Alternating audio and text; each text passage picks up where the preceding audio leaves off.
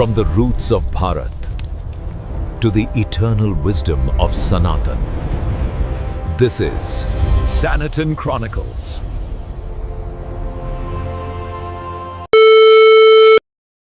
ఒక నగరం సాక్షాత్తు దైవిక శక్తితో నిర్మించబడింది, కాని ఒక తల్లి పెట్టిన శాపంతో నాశనమై సముద్రగర్భంలో కలిసిపోయింది.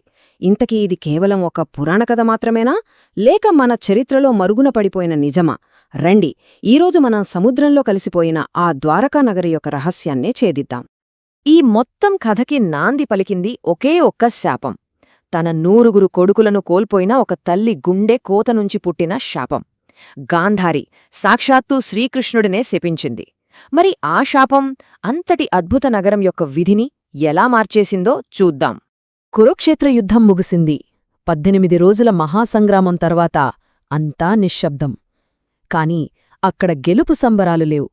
యుద్ధభూమి అంతా శవాల దిబ్బలతో, గుండెలు పిండేసేలాంటి శోకంతో నిండి ఉంది. ఆ శోకసంద్రం మధ్యలోనే మన అసలు కథ మొదలవుతుంది. తన 100 మంది కొడుకుల మృతదేహాల మధ్య గాంధారి గుండె పగిలిపోయింది. ఆమె దుఃఖం ఆపుకోలేని కోపంగా మారి సూటిగా శ్రీకృష్ణుడి వైపు తిరిగింది. "నువ్వు దేవుడివి కదా, ఈ మారణ హోమాన్ని ఆపలేకపోయావా? అంతా చూస్తూ ఎలా ఊరుకున్నావు?" అని నిలదీసింది. కృష్ణుడు ఎంతో ప్రశాంతంగా ఇదంతా కర్మఫలం అని చెప్పాడు. కాని ఆ మాటలు ఒక తల్లి గుండె మంటను చల్లార్చలేకపోయాయి. పట్టలేని కోపంతో, "నా వంశం ఎలా అయితే నాశనమైందో నీ యాదవ వంశం కూడా అలాగే సర్వనాశనమవుతుంది" అని శపించింది. విచిత్రమేంటంటే కృష్ణుడు ఆ శాపాన్ని ఒక చిన్న చిరునవ్వుతో స్వీకరించాడు. అసలు అంత పెద్ద శాపంతో నాశనమయ్యేంత గొప్ప నగరమా అది? అవును, చాలా గొప్ప నగరం. అసలు ద్వారకను ఎవరు, ఎలా నిర్మించారు?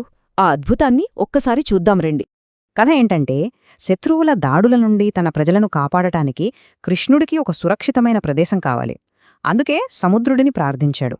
ఆయన కోరిక మేరకు సముద్రుడు ఏకంగా 12 యోజనాల భూమిని, అంటే దాదాపు 162 కిలోమీటర్ల భూమినిచ్చాడు. మరి ఆ ఖాళీ ప్రదేశంలో ఒక అద్భుత నగరాన్ని నిర్మించడానికి దేవతల శిల్పి విశ్వకర్మను పిలిపించారు. అప్పుడు విశ్వకర్మ కేవలం ఒక్కరోజులో, అవును, ఒకే ఒక రోజులో స్వర్గాన్ని తలపించే నగరాన్ని నిర్మించాడు. బంగారం, వజ్ర వైడూర్యాలతో మెరిసిపోయిన ఆ ద్వారకను చూసి ఎవరైనా సరే దీన్ని ఎప్పటికీ నాశనం చేయలేరు అని అనుకుంటారు. కాని విధిరాత మరోలా ఉంది. సరే, ఇప్పుడు మనం గాంధారీ శాపమిచ్చిన 36 సంవత్సరాల తర్వాత కాలానికి వెళ్దాం. ఆ దైవిక స్వర్గం ఎలా పతనమైందో చూద్దాం. గాంధారి శాపం తరువాత అంతా 36 ఏళ్లపాటు ప్రశాంతంగానే ఉంది. కాని విధి తన పనిని నెమ్మదిగా చేసుకుంటూ పోయింది. ఒక చిన్న సంఘటనతో మొదలై చివరికి ఆ మహానగరం సముద్రంలో కలిసే వరకు ఆ పతనం ఆగలేదు. యాదవుల పతనానికి వారే కారణమయ్యారు. కృష్ణుడి కుమారుడు సాంబుడు, కొందరు ఋషులతో చేసిన ఒక చిన్న తమాషా వారి వంశ వినాశనానికి కారణమైంది. ఆ అవమానానికి ప్రతిఫలంగా ఋషులు వారిని శపించారు. ప్రభాసతీర్థంలో మద్యం మత్తులో యాదవులు ఒకరిపై ఒకరు దాడి చేసుకున్నారు. శాపం కారణంగా అక్కడ పెరిగిన గడ్డి కూడా పదునైన ఆయుధాలుగా మారి వాళ్లను వాళ్లే చంపుకునేలా చేసింది. అలా యాదవ వంశం మొత్తం అంతరించిపోయింది. తన వంశం మొత్తం నాశనమవ్వడంతో కృష్ణుడు కూడా తన అవతారాన్ని చాలించాడు. ఆయన చివరి శ్వాస విడిచిన మరుక్షణమే సముద్రం ఉప్పొంగి తను ఇచ్చిన భూమిని తిరిగి తీసుకుంది. అద్భుతమైన ద్వారకనగరం శాశ్వతంగా సముద్రగర్భంలో కలిసిపోయింది. ఇదొక అద్భుతమైన పురాణగాథ కదూ? కాని ఇక్కడే అసలైన ప్రశ్న మొదలవుతుంది. ద్వారకనగరమనేది నిజంగానే ఉనికిలో ఉండి ఉంటే? కొన్ని వేల సంవత్సరాల పాటు ఇది కేవలం ఒక కథగానే మిగిలిపోయింది. కాని 20వ శతాబ్దంలో సముద్రగర్భం నుండి కొన్ని ఆధారాలు బయటపడటం మొదలయ్యాయి. ఇదంతా 1963లో మొదలైంది. గుజరాత్ తీరంలో చేపలు పట్టే జాలర్లకు సముద్రంలో కొన్ని వింతైన రాతి నిర్మాణాలు కనిపించాయి. ఆ చిన్న ఆవిష్కరణే దశాబ్దాలపాటు సాగిన ఒక పెద్ద పురావస్తు పరిశోధనకు నాంది పలికింది. డాక్టర్ ఎస్ఆర్ రావ్ నేతృత్వంలోని బృందం సముద్రగర్భంలో అద్భుతమైన ఆవిష్కరణలు చేసింది. వాళ్లకి భారీ కోటగోడలు, పక్కా ప్రణాళికతో కట్టిన భవనాలు, పురాతన వస్తువులు దొరికాయి. సముద్రం కింద ఒకప్పుడు ఒక పెద్ద నగరం ఉండేడానికి ఇంతకంటే బలమైన సాక్ష్యం అవసరం లేదు. ఇప్పుడు ఈ మొత్తం కథలో చాలా ఆసక్తికరమైన విషయానికి వచ్చాం. అది ఏంటంటే, మనం పురాణగాథను, ఆధునిక విజ్ఞానాన్ని పక్కపక్కన పెట్టి చూద్దాం. ఈ పట్టికను ఒకసారి చూడండి.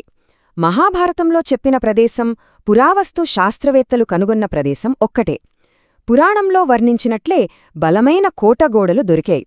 అన్నింటికన్నా ఆశ్చర్యకరమైన విషయమేంటంటే, పురాణంలో చెప్పినట్లే ఈ నగరం కూడా ఆకస్మికంగానే మునిగిపోయిందని ఆధారాలు చెప్తున్నాయి. ఇక చివరి, అతి ముఖ్యమైన ఆధారం కాలం. ఈ శిథిలాలు దాదాపు 5000 సంవత్సరాల క్రితం నాటివని కార్బన్ డేటింగ్ చెబుతోంది.